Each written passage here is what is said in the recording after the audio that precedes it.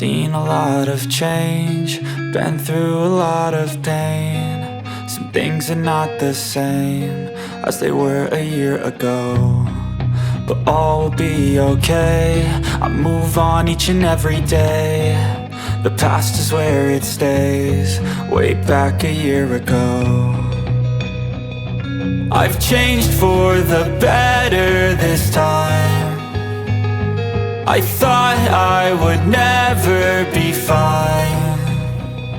I strive just to say I'm alright, and for the first time in a long time I'm alright.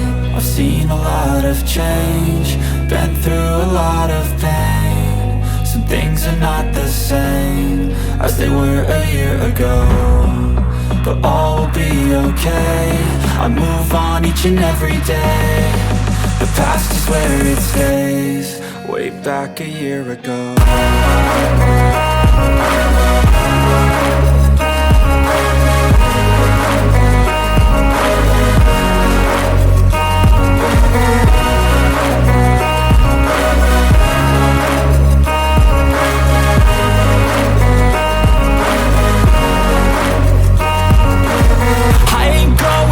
I'm not falling. I'll push all my chips and call all in. I'll bet on myself, you keep stalling. I hear destiny and it's calling. I'll keep my head up high through the downs and lows, and we're all going life. Still nobody knows, but I'ma choose what's right and take what comes and goes. And ain't no one in life holding me back no more. I've seen a lot of change, been through a lot of. Kali mwebale nnyo genda maaso n'okutwegattako nze Waso Emmanuel mbalamusizaako mbatumiddeko mwebale nnyo mubereddera okubanga mutogana naffe ensonga za byabulamu engeri gye mbadde omuladdira ennaku zonna zonna biza ebindwako bubenje mubiri si mulamu bulungi nabadde nnyumyako ne dokita nangamba nti omanyi jangu nkyalireko Dr. Kitonsa omukulu Kitonsa okuva mba Kitonsa Herbal Clinic. You are Herbal Group? Yeah, Herbal Group. Ekitiisa group. Okay. Nti tulinamu departments ez'enjawulo mu bujjanjabi ate department buli department erina specialist waayo. Oh, ekitiisa Herbal Group. Ekitiisa Herbal Group. Okay. Tulina abali mu factory, tulina abali mu clinic, yes. Tulina abali mu pharmacy, then tulina n'abali mu zino ze tuyita hearing machines. Oh, hearing machines. Yes. Wow, hearing machines ki? Hearing machines bye byuma ebi servicing omubiri gw'omuntu ekirwadde ekibadde kifuuse kimutaddeko olukongoolo batukise mu lulimi oluzungu gye tuyita chronic diseases, endwadde ezitawona nizisobola okubanga zifuna obuweerero ku muntu oyo kubanga endwadde ezitawona omuntu atuuka n'agigamba eyo ndwadde yange. Tulinamu endwadde zetumanyi ezitawona nga diabetes olya atawona but osobola omuregulating omuntu n'abeera ng'akola ali nomo. Tulinamu endwadde nga ulcers. Okay. Ulcers nayo oluusi bamanyi okugira omuntu naga nti ulcers ezinomedde ebbanga nazivaako tezikyawo bwafuuka bulwadde bwaffe. Pressure abantu bangi bamuviirako ddala naga ze pressure bwafuuka bulwadde bwange. So endwadde ng'ezo zetuleeta abantu eno ne tubalaga nti yadde gwe obuyita bulwadde bwo naye busobola okukyuka. Tuli Mengo ku ddwaliro lya Dr. Kitonsa opposite Mengo opposite Mutesa One Royal University. So kakati wow. Olunaku lwa leero njagala obeeko byonnyonnyolamu.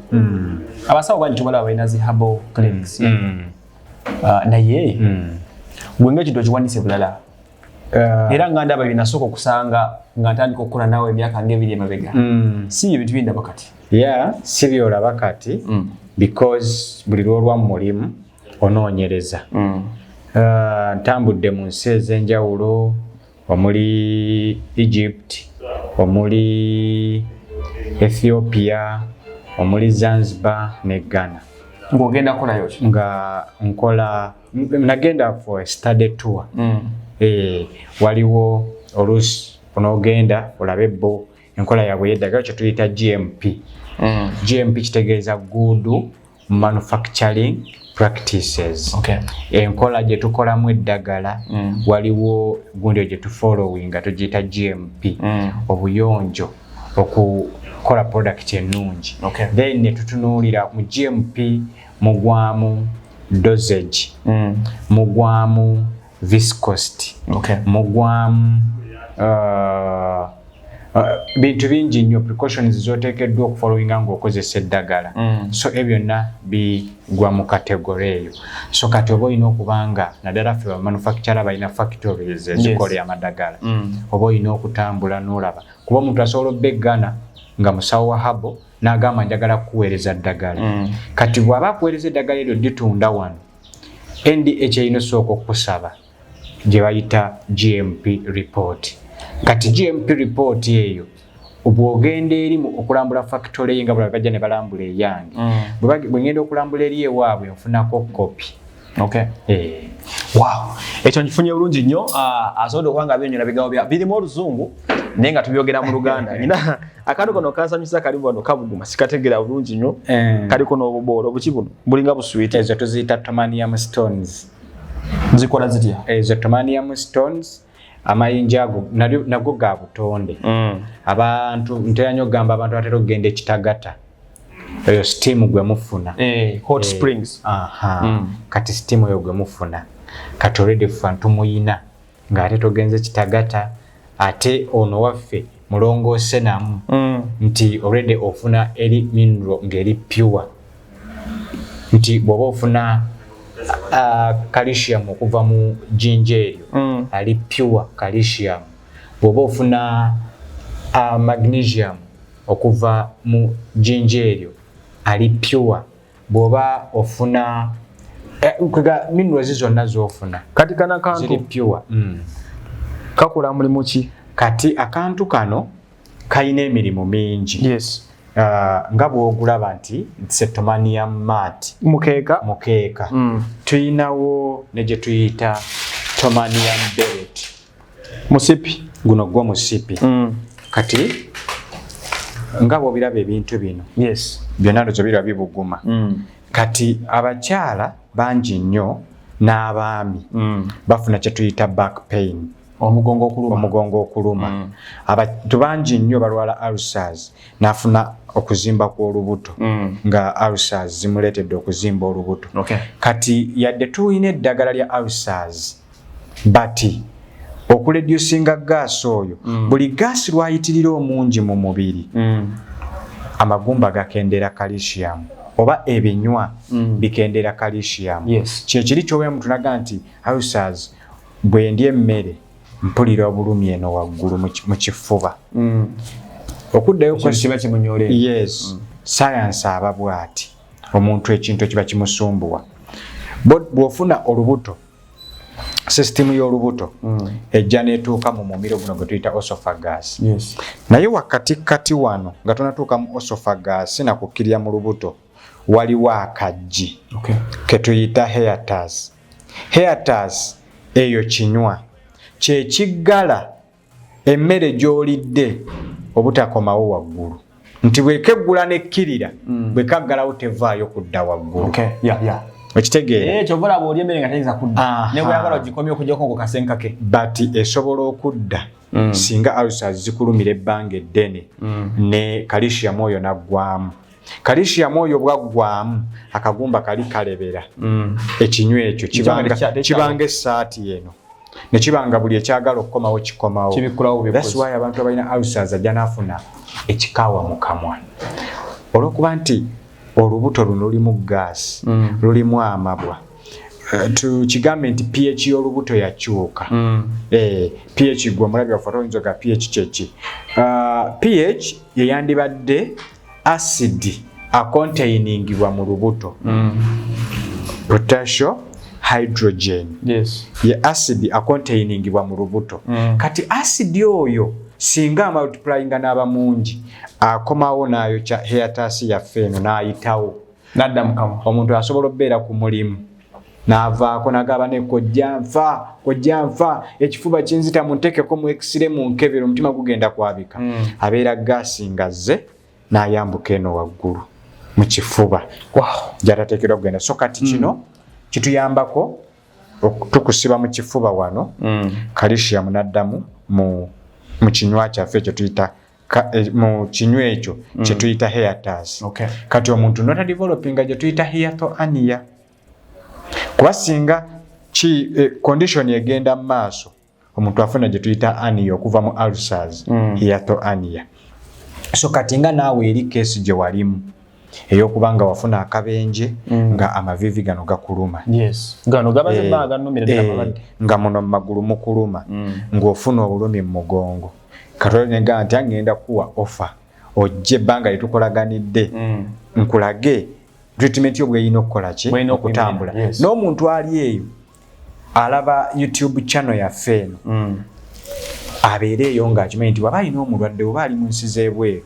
bw'aba alina omulwadde wali mu condition efaanana bwetyo awo okumulifaalinga ng'akola ki ng'amanyiiwo kati tugenda sookera ku mugongo mugongo guno ngenda sooka nkusiba ebberoti eno nga bwe tunyumya nze nja kumanya wali nti kati nina kukyosa kuteeka ku kyuma kirala naye bwe tuba tukola nja kusaba omusipi guno osooka oguggyemu okuba nti nno gano amayinja ga butonde ate musipi omwo ayinza obba olusa aluminium takolagana na jinja lino so kati omusipi guno oba olina osooka ogugjamu omuntu yenna ayo ng'olumizibwa omugongo kukuluma ofuna ekifo ku maaso abasinga obungi ulcers zikireeta nga calcium akendedde mu magumba abamu ekifo ku maaso kijja olw'okubeera nga sugar levels zo tezibalansinga ng'ate abamu olusta tulwawo okukebera ofa Abafirika tulwawo okwekebera emibiri gyaffe otuukira okugenda mu ddwaliro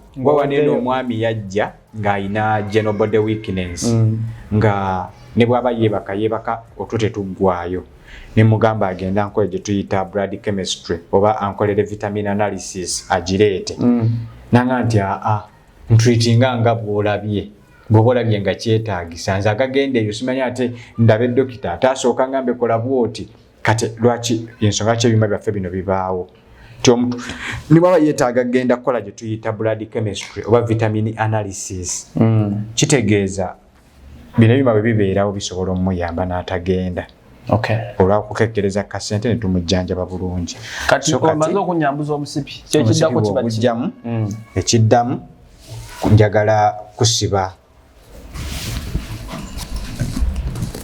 ngundi yaffe eno olw'okuba nti nno ekyuma kiri mayinja osobola okukaggyako ne kabeera kawo wansi katono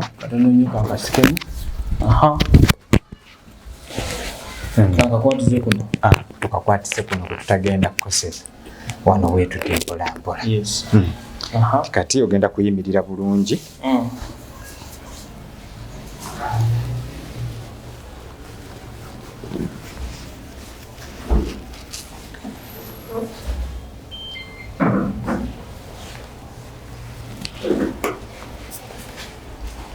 buno tuli kubujjanjabi bwa mugongo tuli kubujjanjabi bwa mugongo era bwe tuli mu bujjanjabi bwa mugongo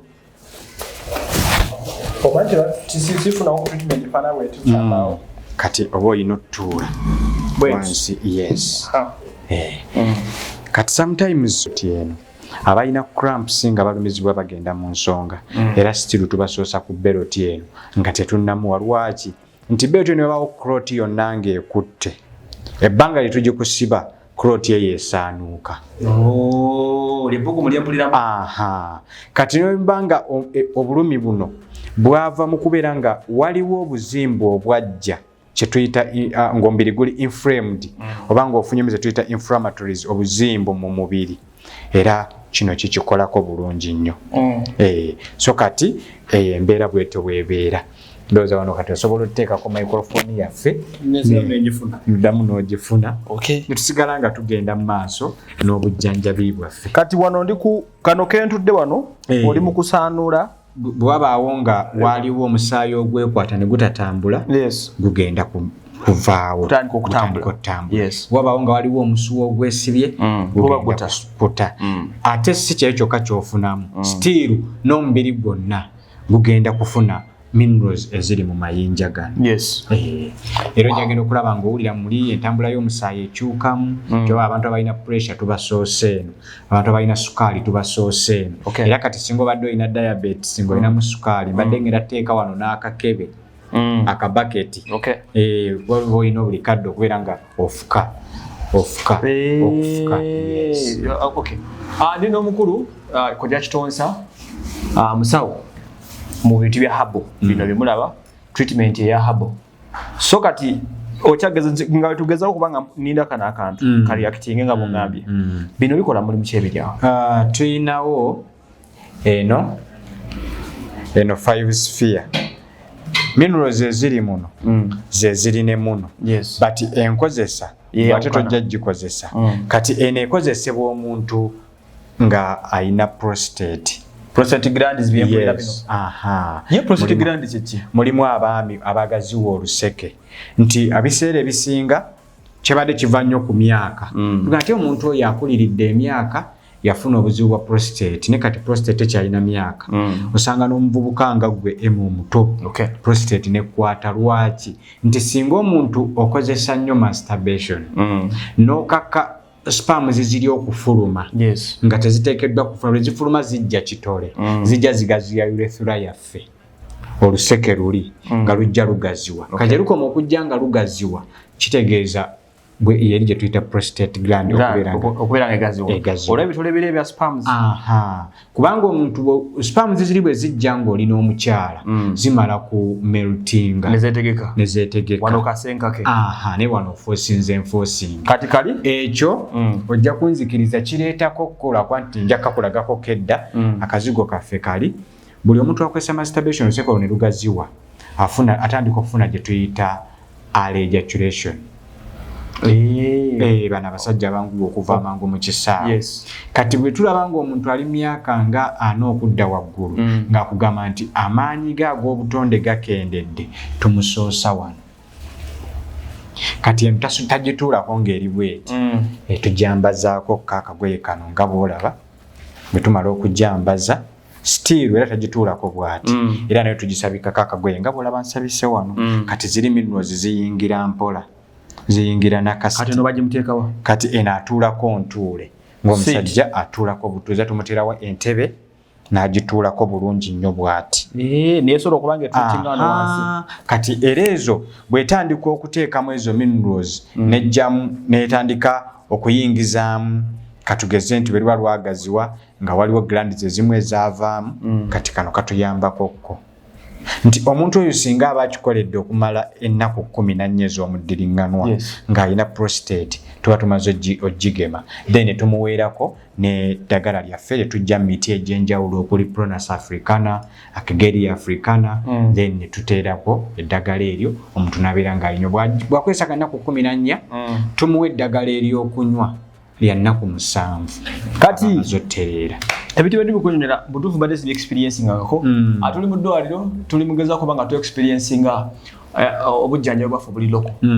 So African tradition tugeza kuba nga tukola kibeta African setting tujja tukoko ne ku ddwaliro lyo tulabe eddagala bajeri kulaki jeri because tugeza kuba nga tutumbule kyaffe kiri African tukitegere bulungi.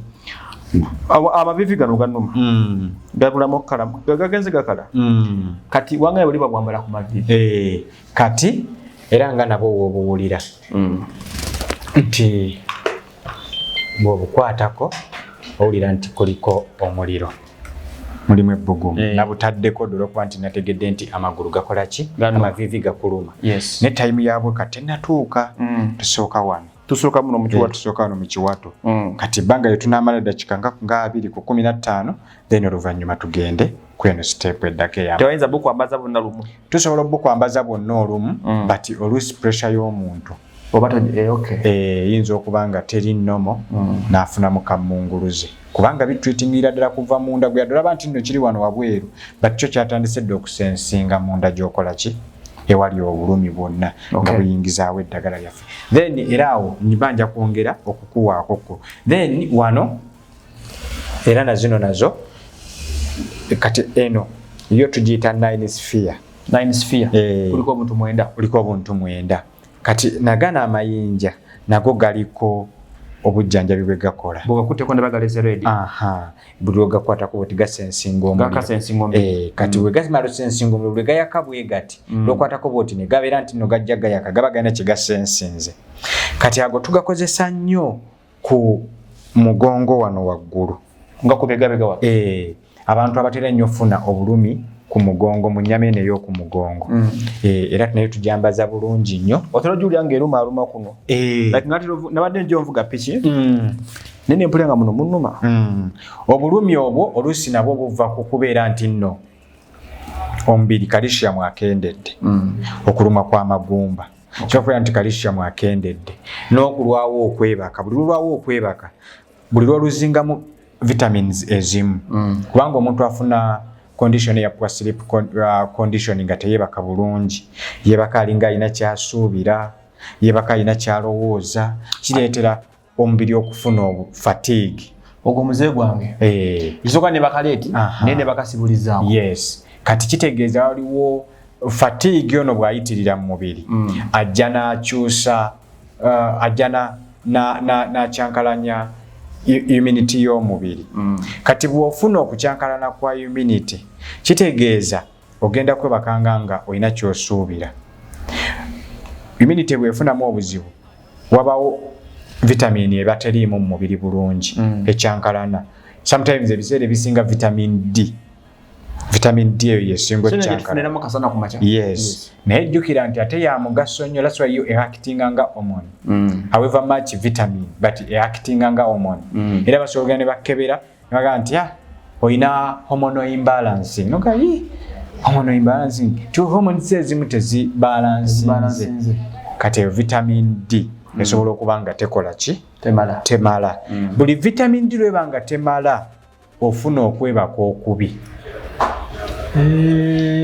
era abantu abatera ofuna okwebaka okubi tutera okugenda okukola vitamin analysis oba gye tuyita blood chemistry nga vitamin D tecontaininga kimala kati abantu abagwa mu ttulube eryo kati kano kakuyambako era nako tukambaza bulungi obutakuba nti kakwokya direct kubamba labo bugumirira nako tukambaza bulungi nnyo obutakwokya direct nga bw'okalaba bwoti then kati bw'otuuka okukakozesa tujja tukabalansinga omuliro wano ku machine system eyo tujja ne tukendeeza omuliro levels ne zitalinnya nnyo okusinziira ku temperature gye ne time gye tukawa tuyinza oga nti kati okusinziira embeera yo simbi ne tukawa nga 5 minutes oba ne tukawa kisinziira oba 10 minutes oba 4 minutes bwekityo kati ne tujja ne tukasetinga bulunyo nga bw'okalaba wano tunu 5 minutes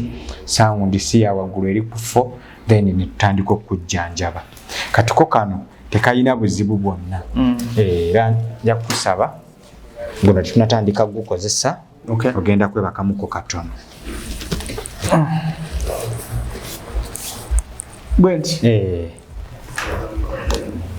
kati ate naffe wano tetukukkiriza kwebaka bwotyo tulina kye tuyita surgical pillow musawo naava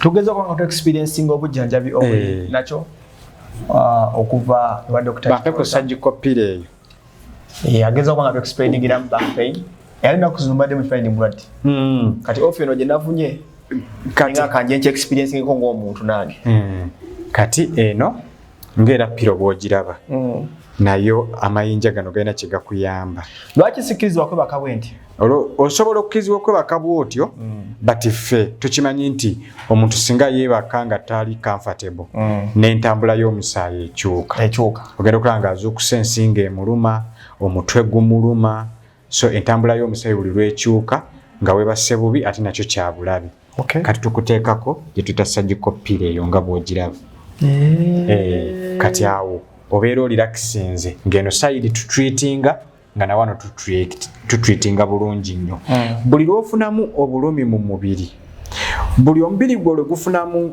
lw'ofuna kye tuyita hormonal imbalancing buli lw'ofuna gye tuyita general body weakness ate ffe mu baami tulina okyanguyire nnyo kubanga omwami kasita omubiri gunafuwa ate amaka bagaba tegafudde ganafuirawo era mu abasumbuyibwa ulcers abasumbuyibwa pressure abasumbuyibwa sukaali nga temukyasobola kusamba kyenda yes olina okwetaaga ebintu bino nze kyemmanyi teri atamanyi kwojja kitonsa okay ate omuntu kibi nnyo musomera enamba y'essimu nga talina nsonga lwaki akwetaaza sooke tubawo obujjanjabi bategere kati eno surgical pill naye olw'okuba nti nno ngenda kutreatinga ne gundi yaffe eno kati ositukamuko katono ne tuteeka wano kati awo omba nsigala nkuyambako kuba kati eno tugiyita manual yes kati mba nsigala nkuyambako wano ng'omutwe ngukutteko kati emale eteekemu wano kalisiamu wana owaawo kati omutwe osobola oguteekaawo ku surgical pill bwotyo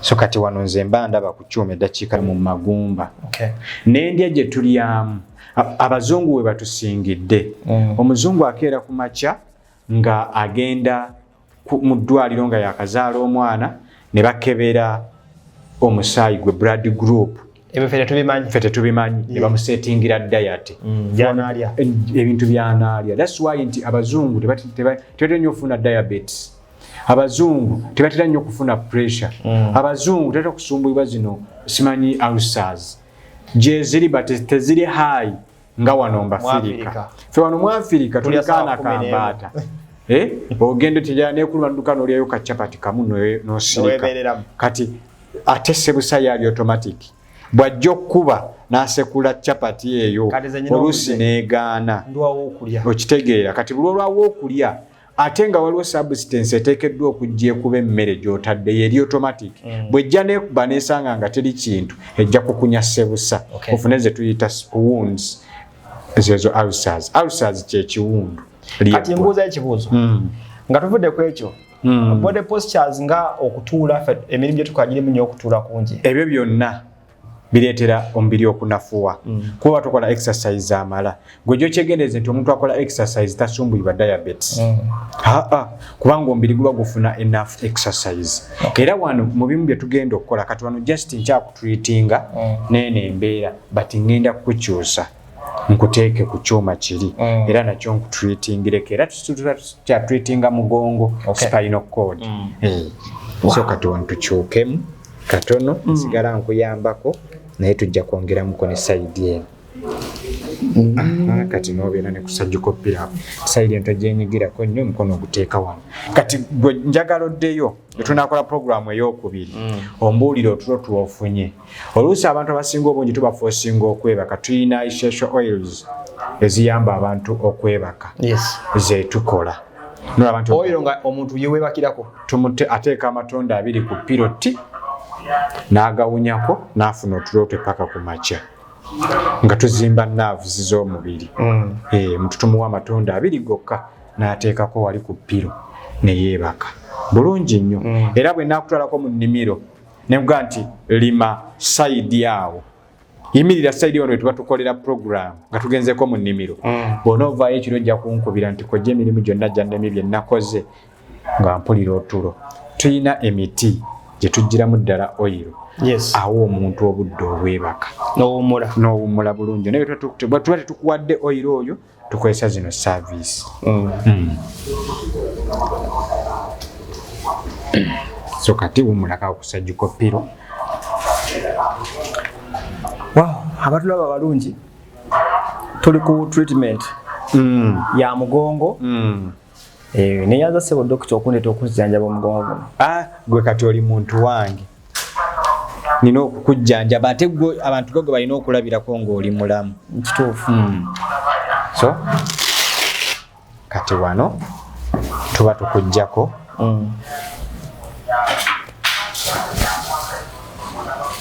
nga bw'okiraba wano kakwatireko kaffe kati ne bw'ovaayo mpola mpola kati tugenda mu joints amavivi kati era ojja kutuula nga bw'osobodde naye nze nfunigana amavivi era nawo tusigala tukola ekintu kyekimu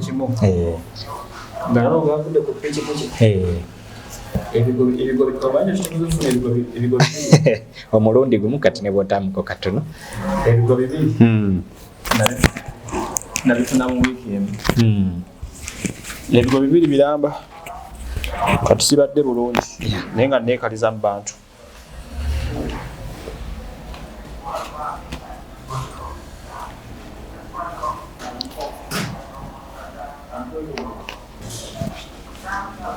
okugulu ne gwokutta bulungi nnyo kwokwo kuleka kuli mu position yaako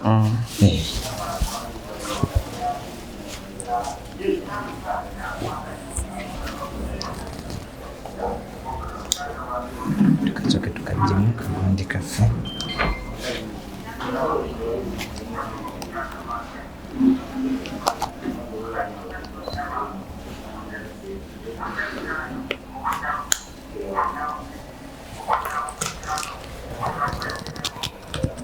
kati awo okola ki tuba twongezaako ku muliro nga bw'okiraba twagala tukwongerezeeko ku temperature ebeere waggulu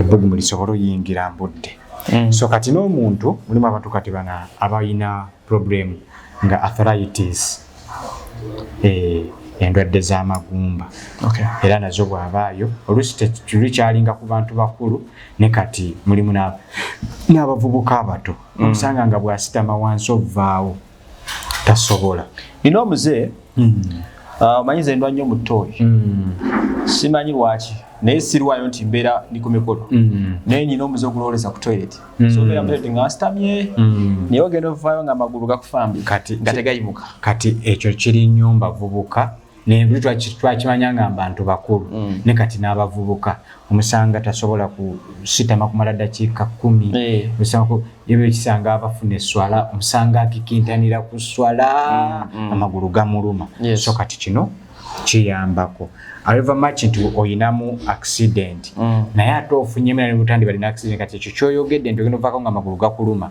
nakyo kikuyambakokko mulimu abantu abamu nga oluusi nga akankana nga ne baba akutte ekintu kitono nnyo akankana ekyo ulcers zikikola ng'oli olukwata ekintu ogenda olaba ali ati bwati nga zirinako obuzibu ekyo nakyo ulcers zikireeta zikyankalanya nerves oli naafuna omutwe nga buli kadde oli omutwe gumuluma bwe guti omutwe gumuluma bwe guti enjala olumuluma n'akankana enjala olumuluma naafuna ekifo ku maaso nerves zibaako obuzibu kati bwe tumala okuwa service eyo kisinziira embeera gy'olimu bati tukuweerako ne zino tomanium stones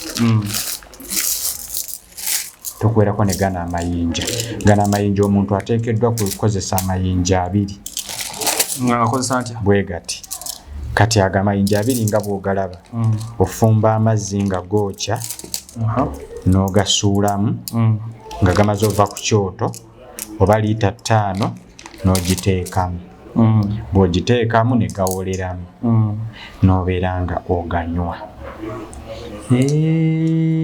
kati minerals eziva kuno zigenda mu mazzi gali osobola otalaba nga gakyusizza kkala but minerals ziba mu eziri tomanium stones tegaggwerera bujjanjabi bwa lubeerera kasoba nago garegulatinga n'amasava amangi mu mubiri kati nze abantu bangi nyajja nagamba nti emabodda yono tuna clip gye twakola myaka nga3 emabega bwe nali bwenkyali okyali muvubuka nnyo kyokalize enkadde ate nga wankolako interview ng'oli mwana muto kati nze ate kati essaawa bwe tutulwano bagamba ani mukulu gwe ate oli muto nnyo so kati omubiri tulina ogukuuma nga tukozesa ebintu ebiri nakyo abantu asinga obungi beesiba nnyo ku bintu biri kimanyi nze kangende nnyo kino kyenja okukozesa but obutonde bwaffe buno ng'omuntu obutaddeko essiira bulamu okimanyi nti nze nina abantu benzija wano nga ngenda batreatinga ne sibawa ddagala noba waki ne mukola wano nga bwekoze kati ng'eyo condition gyo ey'obutebaka bulungi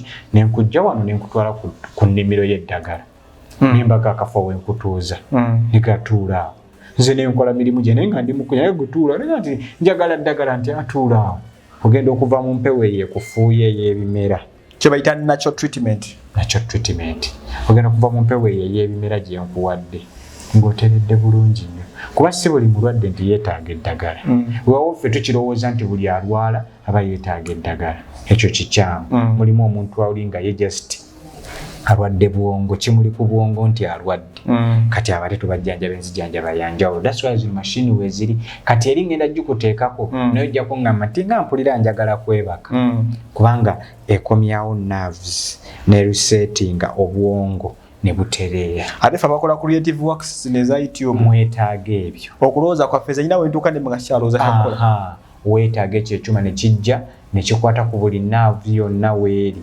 oba ne kinyiga ku spinal cord ne kikwata ku nerve zonna nga bwe ziri ndowooza nsobola okibikkulako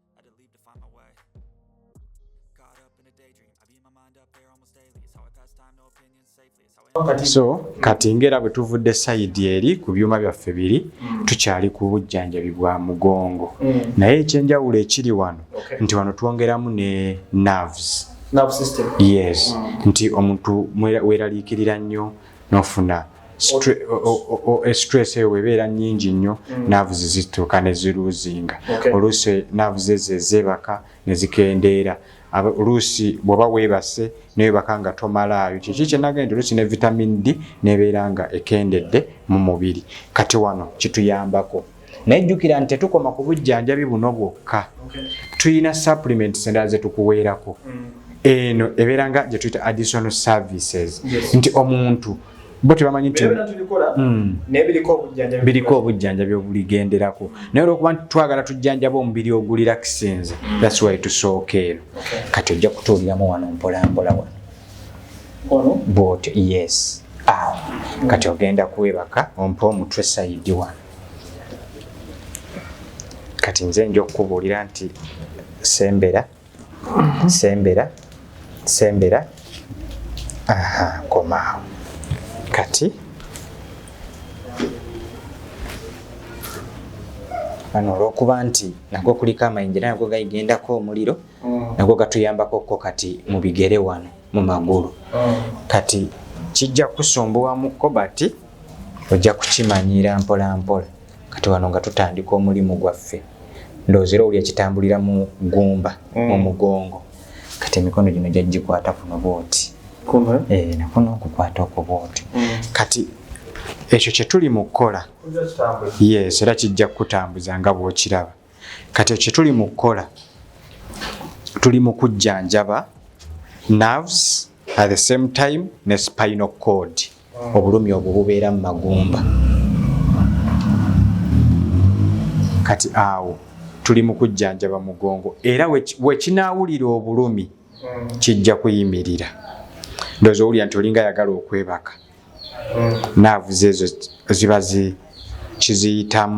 kiziyitamu kati be bantu bali be nayogeddeko abalina ulcers abalina sukaali abalina pressure omuntu ayinza okubeerawo ng'alina kye tuyita hyperpalpitations ng'omutima gukuba nnyo oba ng'entambula y'omusaayi tetambula bulungi ng'olaba nti ayina tachycardia enkuba y'omusaayi eri waggulu nnyo oba bradycardia so kino kituyambakoko okuregulatinga conditions ezo naye nga bwe nagambye nti tetukoma ku buno obujjanjabi bwokka era tuyina eddagala litukuweerako ery'okunywa so kati awo nga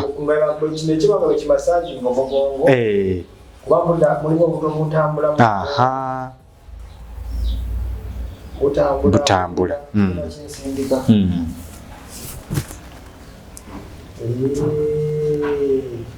kati kigenda kikwata kinako ekituuka ne kiyimirira wekituukawo wekiyimirira naawe wennyini osobola okumanya nti waliwo obulumi era n'obuwulira nga weebuli kati kyo kiba kibusensinga ti wano waliwo obulumi kitegeeza waliwo ekizibu nga kiyimirira nga kimala okutreatingawo nga kivaawo kati naavuzi zino bwe zimala omubiri gwonna gumala okusumulukuka bwe naakuwa eddagala ojja funa kye tuyita quick relief. Abantu bangi nnyo banywa eddagala ly'obutonde n'agala lwaki nnywa eddagala n'enkeerewo okuwona. Kasita okozesa kino ekyuma ofuna gye tuyita quick relief.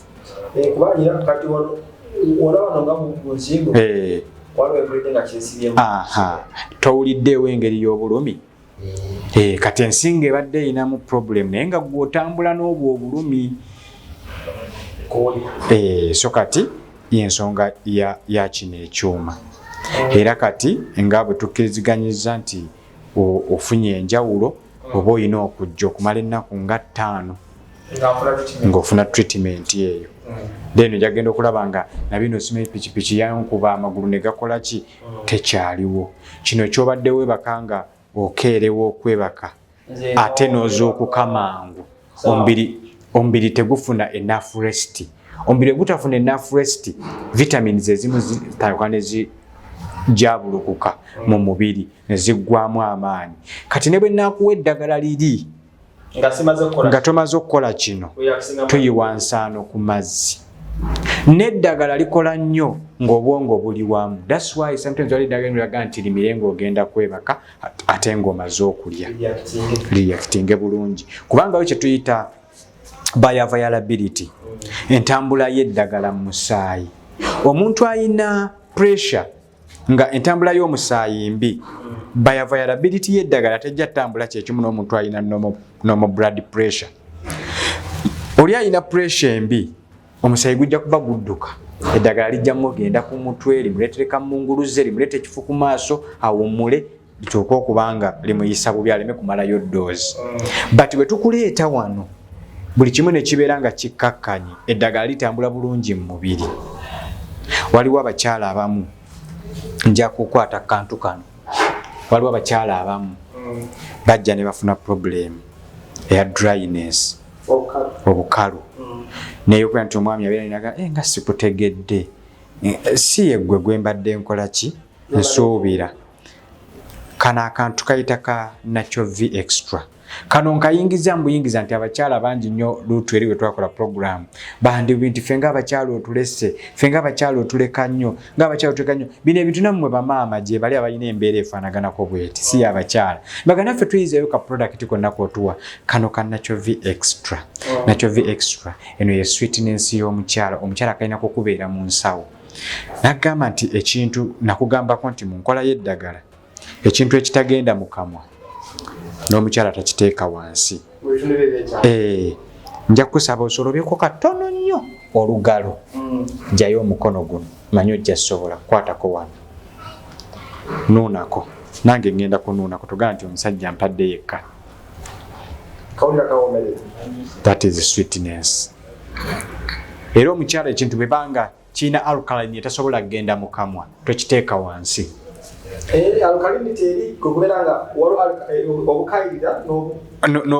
Kati alkaline eyinza okujja nga pH eri waggulu ey'eddagala nga oluusi kayinza okuba nga acid ali waggulu nnyo nga mungi tesobola nagenda ku lulimi. Kati singa obadde ne acid olulimi lwandibalaaladde, naye acid ali muno aregulatingibwa bulungi. Kati kano omukyala akateekayo wansi ne kakomyawo glands. Singa nabadde salivary glands tezikola, olulimi lwandibadde lwakazedda nga sikyasobola kwogera. Kati n'omukyala bw'ali, omukyala bw'agenda mu kikolwa, tugyogere tutya, kati yaffe eri bwewulira omwami ng'ayingidde munda, waliwo glands ezireeta gye tuyita wetness. Kati gwe omukyala ofuuka nabukalu, ezo glands ze zifo olw'ebintu bye mukozesa. Abamu nabayo sabbuuni, abamu mukozesa zivi wash ezimu nga pH eri waggulu, ezo glands ne zifa. Abamu mufuna nnyo infections, ate buli pH lwekyuka n'ofuna infections omukyala, kitegeeza obuwuka bwe tuyita Candida albicans oba normal bacteria zifudde. Bwe zifa omuntu omukyala kyangu nnyo becoming dry. Era tujja gikola, abakyala bambadde bubi nnyo. Then tulinawo ne kano. Kano ka hot tubs. Ezempeke formula nagijja Ghana. Bamanya eddagala ly'obutonde era akatale Ghana kalungi nnyo. Yagundi nagijja Ghana. Nina mukwano gwe bamuyita Afrobi. Dr. Afrobi ya mpa formula eno nanga nti abantu bakyagala kunywa nnyo bidagala n'abeera n'ekicupa mbu anywa ddagala lya National Water apaana omira zino tabs 5 ku makya 5 akawungeezi ekiro otandikirawo emirimu gyo ozinywera ennaku 10 waziri pieces 10 5 ku makya 5 kawungeezi for 10 days omukyalo ofuna akakutiya kaveera tukaita kaveera ogula kaveera mu kikubo wogalembekera kano bwe bwonywa kano walina ennaku zino abakyala engombo ze bagamba kozesa mira oti tabs teekayo natural v extra osirike so olaba kisirise kiri mu kufiidingawo kikyetaaga era ndoza wekisirikira otogera nga waliwo kapiini emirundi ng'esatu tekitambula ffa wekituuka wekituuse nga kisirika ojja genda okulaba nga weebaka bulungi otunakikolera emirundi emirala 5 bwojja okunkubiranga essimu nti kojja tonnanyukanzije ogende ku kyolimo kyolabye ebirungi ebikirimu so ng'omulabye atulaba nga ng'otulabidde bweru yongera bw'olaba puroguramu eno link gisharing erimu omuntu omulala ate naye omukuutiro gisharinga ate nawe teweerabira kusubscribinga kubanga bw'otunuulira puroguramu yaffe eno nga bwetambula ekyaliwo ebintu bingi ebyokuyiga abasinga obungi mulabakwenza kikunisa mwagala kunyeenya kiwato mwagala ayogere ku nsonga za kisenge zokka naye n'ekisenge kiba kinyuma ng'oli mulamu abantu bangi nnyo ekimenya amaka gaabwe nga temuli balamu naye bw'obeera omulamu n'ekisenge kijja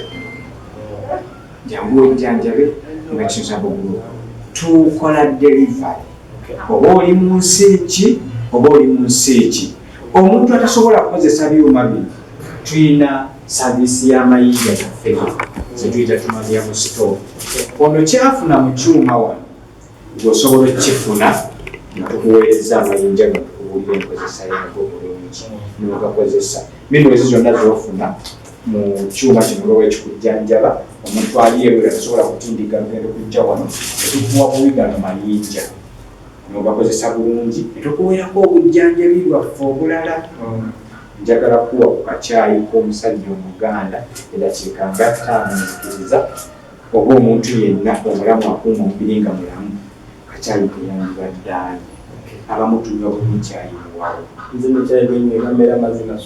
baasi oyo gwotegeera kati nawe nogenda kuwa caayi ngaalimu sukaali n'amajjani naye ojja kuŋŋamba nti ate ng'enjawulo ndala ku caayi wange gwenyu nolwekyawe tulaga omwami wano we tulaga tunulawo nnyo kubanga ebizibu ebitubirako abaami abakyala okugenda enaki nja kukusomesa omulundi omulala lwaki omwami anafuwa nomubadde bwekimanyi nti munywa ddagala ly'amaanyi ga kisajja naye ebitundu 98 ku 100 abasajja balina amaanyi g'ekisajja ebitundu 2 tebalina amaanyi ga kisajja amaanyi g'ekisajja kyeki kwe kusituka eyo topiki namba tujja kunnyonnyola abaami ejja kuba yategeere amaanyi g'ekisajja kyeki tugezaako okufuna treatment ofa omukulu yagimera nga jangu oyiteyo kulaba ennaku zino wonyeggera totegerekeka omubiri gunafuye kati wetutudde wano ndaba bino biki ndaba emikebe immune gem hem immune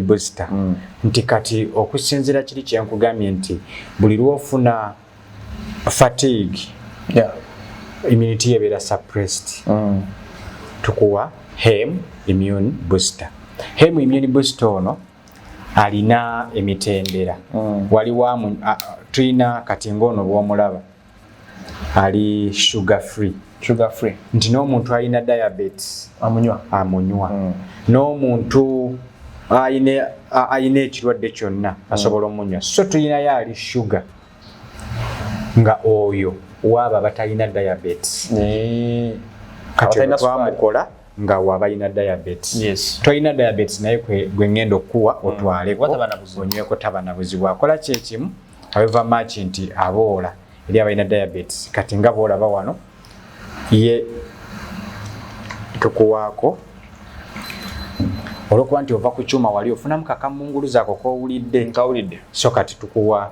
immune booster waffe oyo nobeera ngafana soda osobola okukanywako kawulidde kati akalina sukaali kabakawo omusingakaawo kati awo sugar levels tuba tuziregulatinze nti omuntu alina diabetes asobola okunywa sukaali n'alinya n'afuna obuzibu n'atamalaayo dose banyina kunywa bumeka oba olina okunywa kano n'okamalamu kano ka 4 days munaku nnya kalina okuba nga kaweddemu kati ojja okapima era ebipimo kwebiri bulungi nnyo storage biki byonna kwebiri n'ebipimo byaffe bulungi nnyo ojja okanywa 3 tablespoons times 3 okay yes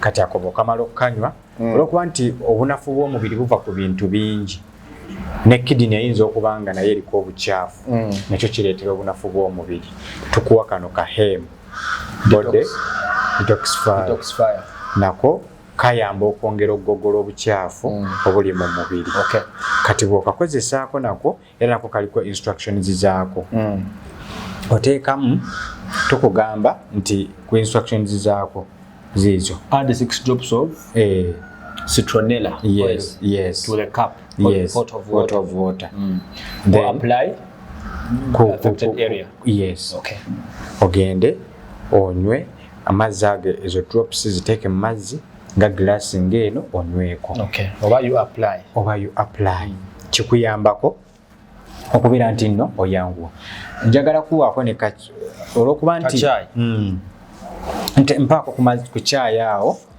kati kana akananaasi osigalako kalya obedda nkalyalyako nanasi yennyini ngeze nga manyi namba ene nanasi gyolaba esigaza ebirungo byonna ebyandibadde mu nanasi ennamba ate ng'eno osobola obbeera nayo mu ofiisi yo mu mmotoka yo mu kkubo enanasi zino zetukaza esigala ddala ng'erina ekirungo kyayo bulungi era bw'ogiri owulira nti ndya nanasi kati tulina amajaani gano oyinza ga lwaki bwe mba nkujje ku kyuma kuli eno epackage gye nkuwa ogende nayo wano kuliko abakyala heavy menstruation nga bwe nakulaze omusipi wali era omukyala agenda n'amajaani gano ekyokubiri optimal health liver exactly to cleansing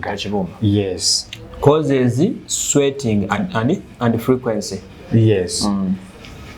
then yongera wansi causes sweating and the frequency of urination that releases toxins tujjamu obukyafu mu mubiri that's why ogenda nako treat internal and external wounds olwokuba nti netwa tukirinzinga mubaamu obuwundu obutono butasobola kulaba kano katuyambako boosts muscle strength amagumba gazze gakuluma okufuna obulumi mu magumba tukutadde ku joint care ziringa bwolabye tukwongerezaako kano nendabako relieves anxiety so kati service yonna ogiraba nti etambula bulungi abantu basinga obungi abinaga nti nedda obujjanjabi wahabo ebeera gambling nedda tebanga ku gambling n'akamu kati abantu gye tuli abakuguka mu kutabula eddagala ly'obutonde okuliteekateeka ate n'okuliwa abantu era ng'ebbanga lye tumaze omuntu agambolinga tasobola kumala myaka 12 ng'oli mu system oba wagwadda so kati ffe ekitukuumidde ku mutindo kuba nti nno tukola ki tujjanjaba ekintu kye tumanyi tukola research akola ki amala but ono sukaali ali nakyo tuyina stevia but sometimes stevia oluusi abantu abalema okutabula tebamununako osobola bulungi nnyo nunako sukaali yennyini but ojawulira nga kikajjo kyennyini ekiri pure so kati njagala kano kacayi kengenda okukulekera abalabi baffe nga mbasiibula okanywe mu mutima mulungi gwe kanywe osirike sibaho gwe ngamba tobaako gw'ogamba mpozi ebiseera ebisinga tumanyi abaami bana batatambula bulungi tumanyi obbawa kano ka Vimen Plus kakola biki kano kayambako ko omwami abadde tatambula bulungi notuusa omukyala ku ntikko kagaba energy mu mubiri kwongera ku testosterone kazimba maso abaami abasinga obungi bwatuuka bwakozesa nnyo masturbation testosterone bwe zikka afuna weak erection nabanga bwayimuka ate omumenyamu alebeera alinga kikajjo ekyo ekajjo kigumu alinga kikolokomba kya jjuni nga kyesimbye naye ngaosobola kiwunzika bwoti kati eyo embeera omusajja bwe mutuukako tulina package yaabwe next time bw'onoobozze Friday jja tujja kwogera ku baami yongera okusubscribinga oweereza abantu linki bale programu yaffe eno bulungi nnyo bw'amala okugiraba musuubize amanye ki kye tugenda okudda tugenda kwena episode bwe tusomesa ku kino leero tutunuulira ku kino kacyayi kanyweko okawulira obuwoomi obukaliko original tea ndi ku organic tea chai abaami ennaku zino abasinga obungi ajjanaga nti mpaka herbal tea ono herbal tea gwonywa nosigala ng'oli nomo ate n'ofuna gye tuyita instant energy kate kakamunguluza ko kobadde weeruza okola nti katandise okgenda omubiri guba gustabilize sukali tebamuseera nnyo naye sukali on tetumuseera zikuba zino supplements zaffe tetuziseera fe wano bakitonsa tetuseera naye nga jjukira tugaba delivery gwatulaba ng'oli mu nsi z'ebweru atulaba nga oli London atulaba nga oli Dubai atulaba nga oli Qatar oli Oman oli mu nsi ki yonna wonna olina obeerako nebahuliwa ne Rwanda Kenya naye obeera muno mu Uganda bayirawo enkyebaliza Katonda nti omuntu ava e Rwanda najja wano n'afuna obujjanjabi anoonya kitonsa omuntu ava e Kenya najja wano n'afuna obujjanjabi omuntu ava e TZ najja wano n'afuna obujjanjabi so kati zino ensi ezitwetudde watu abasinga obungi beetuukira ne waliwo atulabye eyo nga okulinnya okujja saavisi mpanvu sala tiketi kolaki tujja kutuusaako obujjanjabi obifune esimu gy'olabyawo wansi scrollinga erina ku WhatsApp mpozi njala kukuddiramu gwayagala okwogera nange direct eri 0759 100 200 0759 100 200 oyogere ne kojja kitonsa si bye bino byokka bitukola bingi nnyo naawe ayagala okukola eddagala nina authority training omuntu ayagala okuyiga eddagala kubanga nina facility ezituukaganye n'omutindo era naawe atalina wookolera ddagala ng'oli musawo oli ewandyagadde okwegatta kuba kitonsa abo group okole nabo eddagala tukwaniriza nze Kojja Kitonsa nkwebaza okulaba programu yaffe eno naye teweerabira yongera osubscribing mwebale nnyo mubale ddala nebaza nnyo okuba nga ondeese mu ddwaliro n'ozijanjaba amina ate abantu bagamba ofuna obujanjabi gamba nfuna kumbe sifuna bulungi kati ofunye full treatment kale sewo